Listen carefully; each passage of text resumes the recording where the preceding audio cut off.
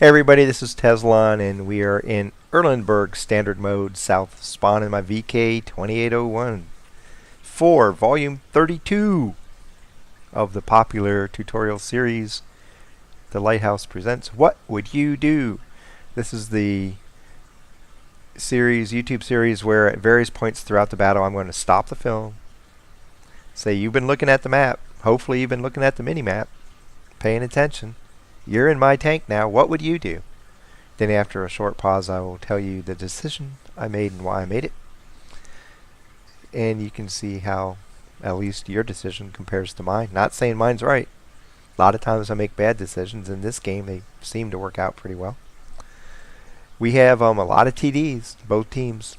128.01 apiece and 2 Arties. So with the exception of that, we have a medium top tank and they have a heavy top tank. Very evenly matched teams. I'm going to start off going over to the east the way I always do on this map. I like the east over the west.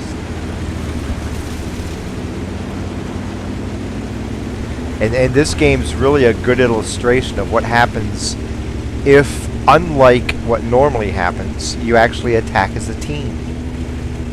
Instead of most or all or half of your team staying in the back while 1 or 2 people move forward, we actually get everybody to attack at once. So this is a good demonstration that works. I'll go up here and try to spot right away, see if I can see anybody coming across. You usually see them over in this area as they move across the northern flank. Here comes a 2801, and there's the Artie. So I have to move right away. I don't want to sit up there spotted, because then people who you can't see can shoot at you, and that's not a good thing. Right now all I've seen is the 2801. People can get across the northern flank if they're sneaky about it, using terrain without you spotting from up there, but most of the time you'll spot a couple people coming across. Get an idea for how many people are over here. Right now it appears like light opposition, but that isn't always the case. Like I said, sometimes you don't see them all.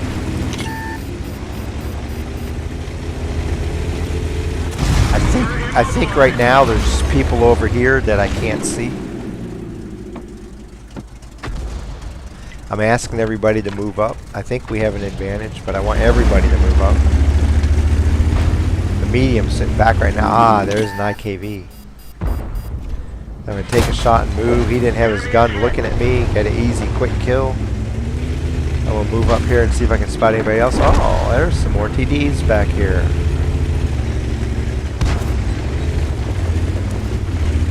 And the Cromwell coming around. E25's in on him, so I'm going to help that guy out.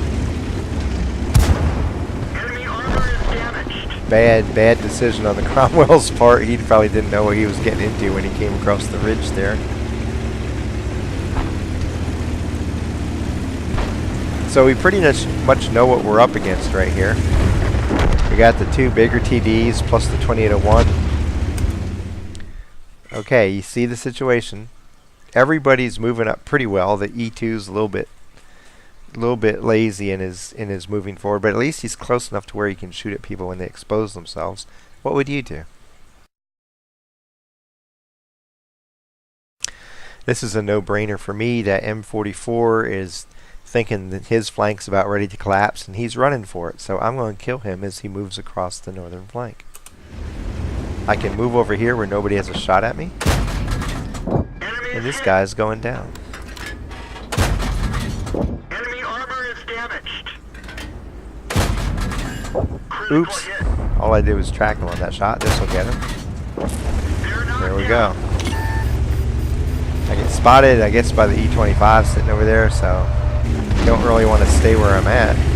E25 can take me down to nothing pretty quickly.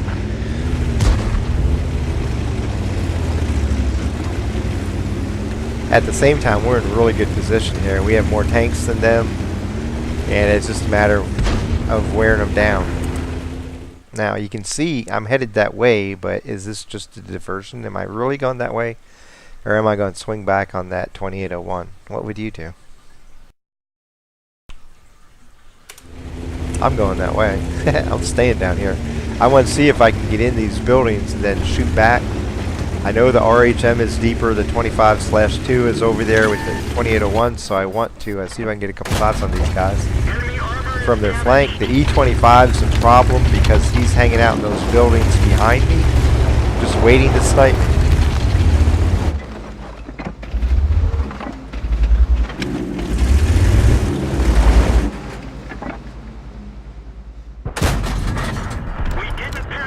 I really need to switch to premium to do more damage to that guy. Come on, 25-2, move up. We didn't even scratch them. E25 again, Radio okay. man is down. We can I just need to signal move nearby vehicles. because he's going to slowly bleed me if I stay where I'm at.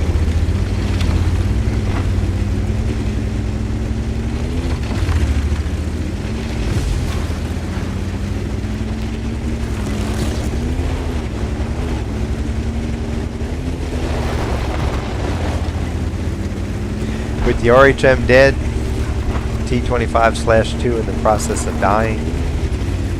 We have this flank pretty well won. I'm going to see if I can get a kill shot on this guy. Oh, a little bit low. I'll get another chance. Dead. Gotcha. We still got the OI and the E25 over there.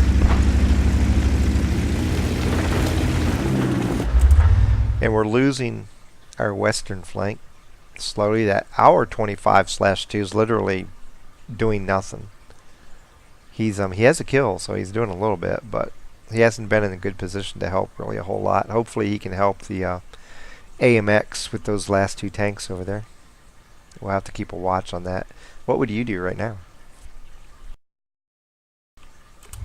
I'm going to stay and try to help with the OI. Switch over to premium, but I have a feeling he's going to sit behind that building.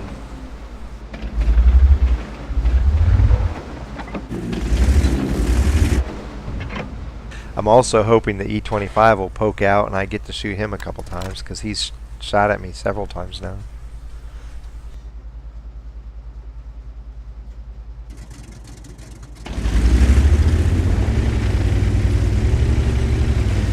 And I'm watching the situation to the south where that AMX is up against the email.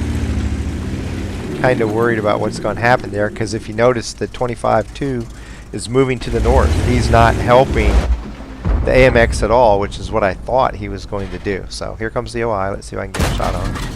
Critical hit. Better shot. Dead. Enemy vehicle destroyed. Now, E25 to the north. Email to the south. Ferdinand somewhere to the west. Don't really know where he's at. AT7. Don't really know where he's at. What would you do? I'm going to go help out the AMX if he needs help. We got enough people at the top to counter anything that happens up there. Meanwhile, that email's with two unknown tanks. That email could be in a world of hurt, or not the email. The AMX could be seriously outnumbered pretty quickly. He takes out the email, which is good. But I'm still coming over here. He could end up 1-on-3 rather quickly. I really thought the 25-2 was going to stay south and help him out, but he didn't.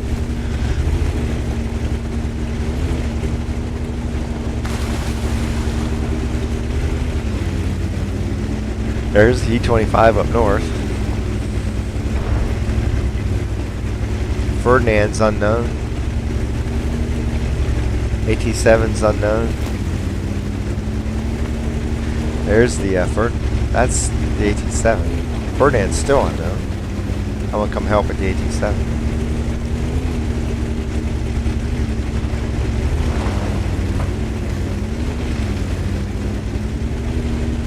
The Dicker Max and the E25 are not being aggressive at all. Oh, there's the Ferdinand behind me. I'm going to try to get one shot at this guy.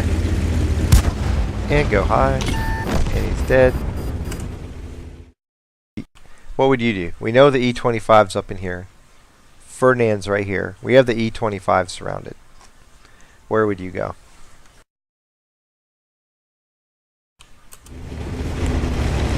I'm going to cut hard back to the right. Ferdinand's isolated. If I can get behind him or beside him, I can take him down by myself. Figure 3 tanks. Well, still 3 tanks. 25-2 doesn't really count though. So 2 tanks on the E25. They should be able to finish him off. What I don't want is this Ferdinand sniping down on my E25 and Dicker Max when they engage the E25. So I'm going to try to get around him and keep him occupied so he can't help as we try to take down the E25. Perfect. He's trying to help out. I'm going to get behind him. E25 is hopefully tied up and unable to help the Ferdinand. You're going to see me here in a second just experiment and change to heat just to see how it does. With the 105, switching to heat would give me a big hit right now. I'm just curious. I'm switching right now to see how the lesser pen works against the 30. Straight at him, nothing. Oh, the E25 is shooting me. Here comes the E25, so what do you do here? And I stopped it a little bit too late. As you can see, I'm immediately switching my focus to the E25. It's going to take the Ferdinand a couple of seconds to turn around. Yeah, there we go. Now I just back up, get out of the line of fire from the 30. He's shot, so I'm going to pull forward. He's going to try to ram me. I have to avoid that. And now I'm behind him again. Fix my track. And he just lost the chance to kill me when the E25 tried to save his butt.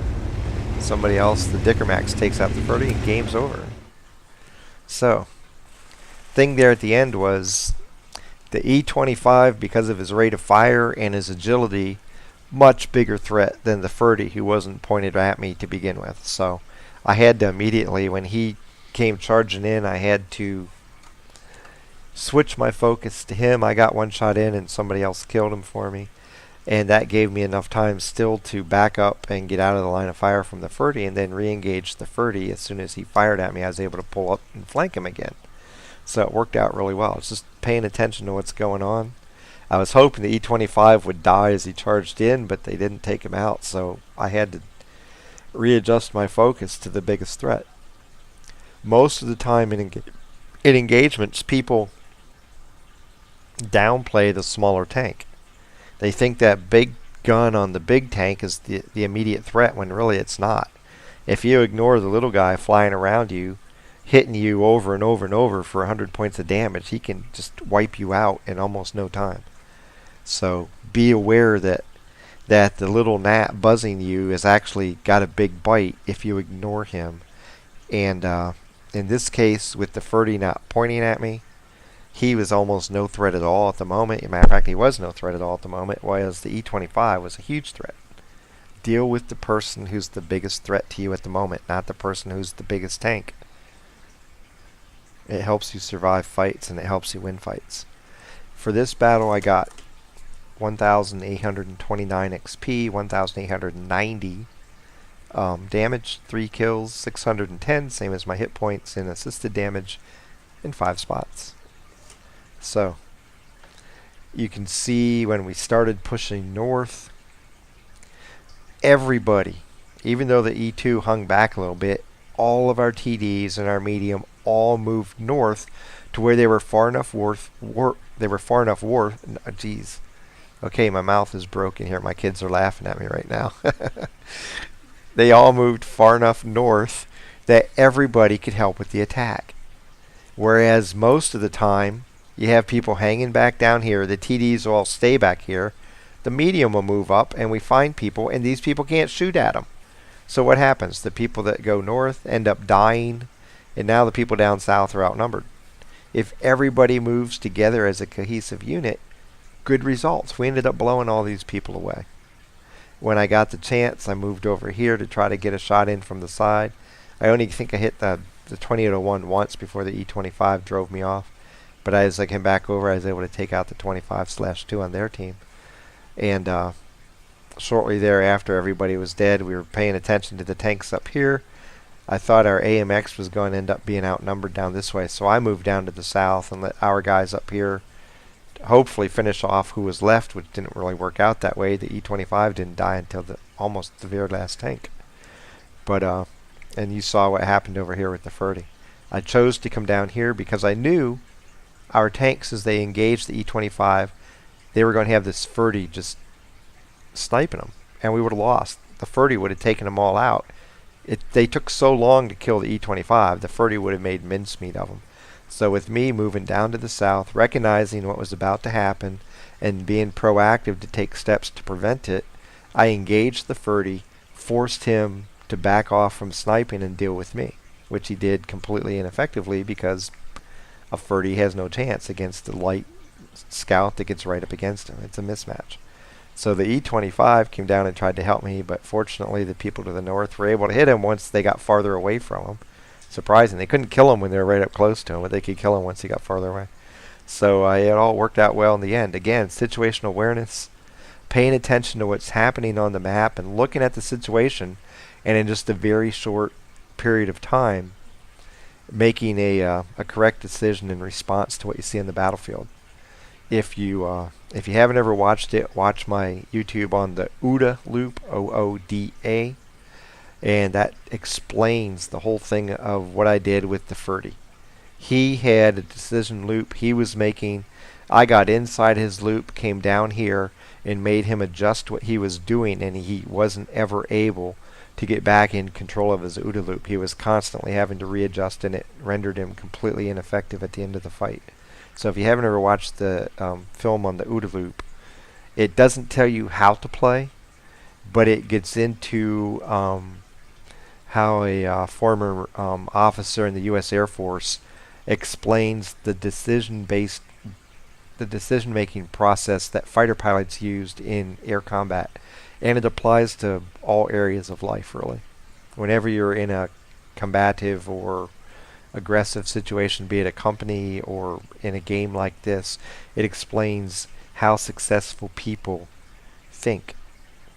It doesn't tell you why they make the decisions, but it tells you how the thought process works, and how if you can interrupt the other person's thought process, you gain a significant advantage.